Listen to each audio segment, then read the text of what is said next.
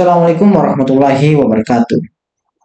Saya rasa si Rizky ini semakin hari semakin tidak tahu diri dan semakin tidak tahu malu saja.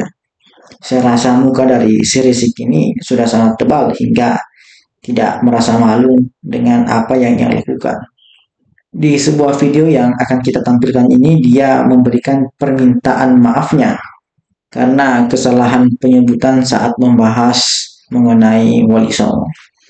Kemudian setelah itu dirinya mengklaim bahwa Wali Songo ini merupakan keturunan dari Mbak Alwi melalui Asmat Khan. Jadi si Rizky ini, si Imam Jumbo ini memang tidak tahu malu mengklaim bahwa Wali Songo ini adalah keturunan Mbak Alwi. Karena kan sebelumnya Rizky beserta dengan Habib-Habib palsu yang lain ini memberikan pernyataan bahwa katanya nasab dari Wali Songo itu sudah terputus dan tidak ada lagi.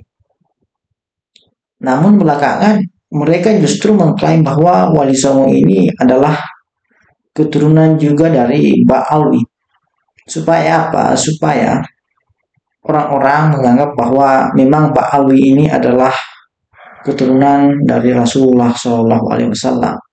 Ini suatu bentuk perlindungan agar nasab-nasab dari para Mbak Alwi ini tidak terputus. Makanya mereka berusaha mengklaim Wali Songo. Jadi untuk lebih lengkapnya, mari kita lihat seberapa memalukan si Rizky ini. Assalamualaikum warahmatullahi wabarakatuh. Bismillah, walhamdulillah, wassalatu wassalamu ala rasulillah wa ala alihi wa sahbihi wa mawalah. Kepada segenap ahiba'il kiram rahimakumullah, pada kesempatan ini saya ingin menyampaikan permohonan maaf sedalam-dalamnya dengan hati yang tulus dan ikhlas dalam dua persoalan. Yang pertama, saya ingin menyampaikan permohonan maaf kepada segenap panitia penyelenggara tablik yang dalam beberapa hari ini terpaksa harus ditunda karena saya tidak bisa hadir sehubungan setelah saya safari dakwah di Jawa Barat, saya sakit dan harus dirawat di rumah sakit. Wabil khusus saya ingin sampaikan permohonan maaf ini kepada para panitia penyelenggara safari dakwah di Pulau Madura, baik yang di Bangkalan, Sampang, Pamekasan, Sumeneb, yang mana para panitia sudah bekerja keras melakukan berbagai macam persiapan untuk safari dakwah tersebut.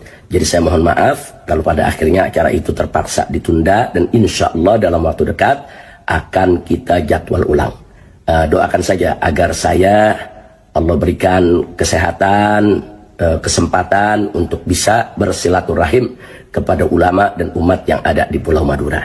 Alhamdulillah hari ini saya sudah pulang ke rumah dan kondisi saya jauh membaik, tapi masih perlu pemulihan beberapa hari ke depan.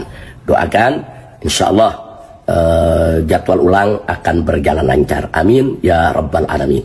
Kemudian yang kedua, saya ingin mohon maaf juga kepada umat Islam adanya salah sebut status daripada Sunan Gunung Jati Maulana Syarif Hidayatullah radhiyallahu taala anhu. Jadi dalam salah satu ceramah saya pada saat safari dakwah di Jawa Barat, di sana ada bagian yang harus dikoreksi. Biasanya saya kalau habis ceramah di berbagai tempat, saya dikirimi rekaman oleh tim yang merekam untuk saya evaluasi dan saya koreksi. Khawatir kalau ada kesalahan-kesalahan agar saya bisa segera memperbaikinya.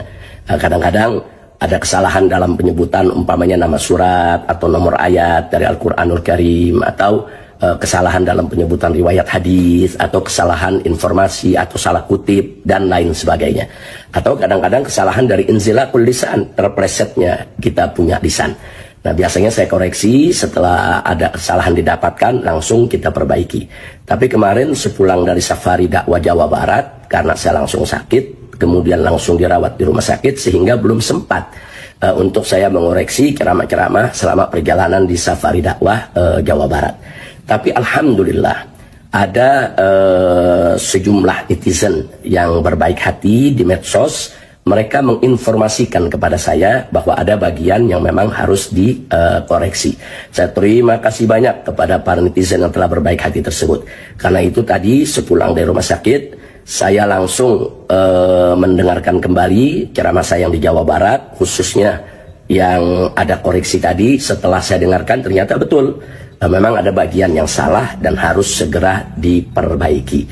Yaitu saya ingin ingatkan diri saya maupun semua bahwa Sunan Gunung Jati, yaitu Maulana Syarif Hidayatullah radhiyallahu ta'ala anhu, beliau adalah putra dari Sayyid Abdullah Umdatuddin. Nah, Sayyid Abdullah Umdatuddin, ayahanda daripada Sunan Gunung Jati ini, menikah dengan Nyai Rara Santang. Nah, Nyai Rara Santang tidak lain dan tidak bukan adalah putri dari Sri Baduga Maharaja, yang tidak lain dan tidak bukan adalah Prabu Siliwangi III, yang merupakan raja yang berkuasa di kerajaan Pajajaran. Nah, dari hasil perkawinan Sayyid Abdullah Umdatuddin dengan Nyai Rara Santang, maka dapatlah putra, yaitu seorang sunan, salah satu daripada wali songo yang kita muliakan, yaitu Sunan Gunung Jati, yang tidak lain dan tidak bukan namanya adalah Syarif Hidayatullah.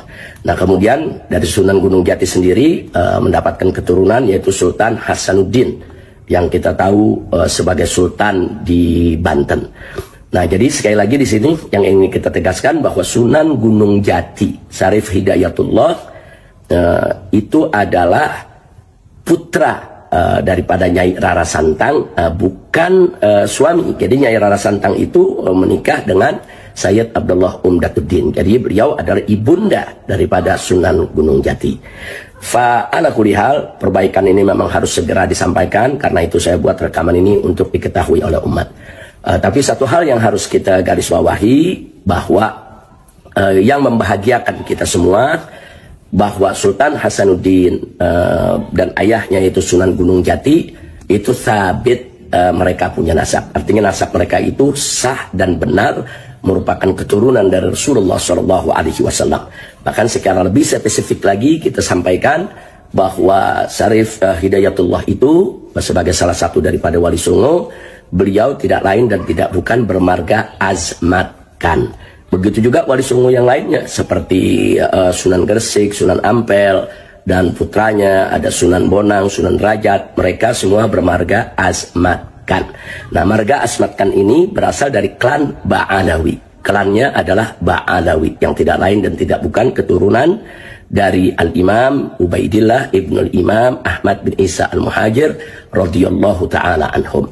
Nah, nasab ini sabit, dan Kesultanan Banten juga sudah mendeklarasikan ya bahwa Sultan Hasanuddin bermarga Azmat Khan dan dari klan Ba'alawi, keturunan Imam Ubaidillah bin Ahmad bin Isa Al-Muhajir, yang tidak lain dan tidak bukan merupakan zuriyah Nabi kita Sayyidina Muhammad sallallahu alaihi wa alihi wa sahbihi wasallam.